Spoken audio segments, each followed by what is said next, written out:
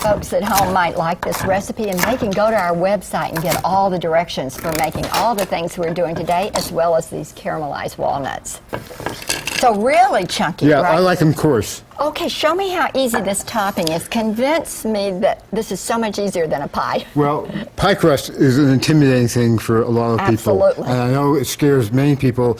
This is a really simple, delicious way to top something, a fruit tart, without making a pie crust. Okay. So all it is flour and sugar. We're going to just toss that together. I have a little baking powder. To make it rise a little It does bit. make it rise a little bit. I'm going to put 1 egg in. And I'm just going to use my fingers, the original cooking implement. You know, sometimes there really is no substitute for Your fingers. Clean fingers, we might add. Absolutely. Yeah. And For it's one just thing. going to make a kind of coarse crust. I'm going to get these little ramekins that we're going to fill. Now, these are about 4 ounce to 6 ounce. And I'm just going to fill up with some cranberries. That looks so easy. And I'm going to give you these, let you. And we're just going to pop these right in there. So it melts. It kind of. No, it doesn't stays, melt? you know, it stays crunchy. It stays kind of crunchy. That's the Okay. idea. Can I put a few here? Yeah. So now we have some texture and some contrast. And I'm just going to take, you could use a ladle, but Just like that? that's it.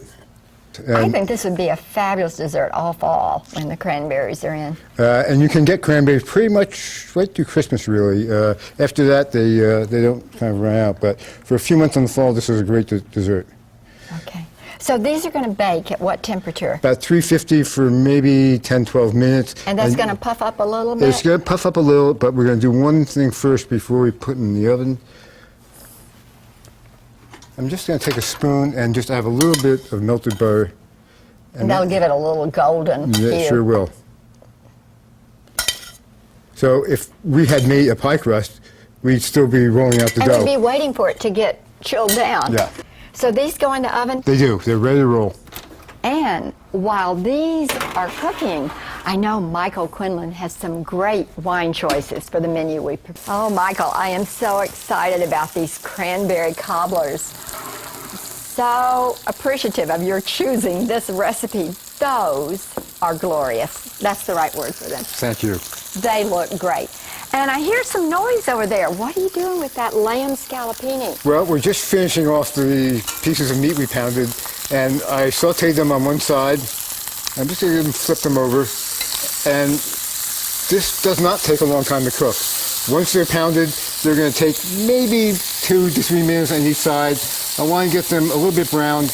You can add some fresh thyme or rosemary, but I do like it a little pink inside, so... That's the way lamb tastes best. No question about it.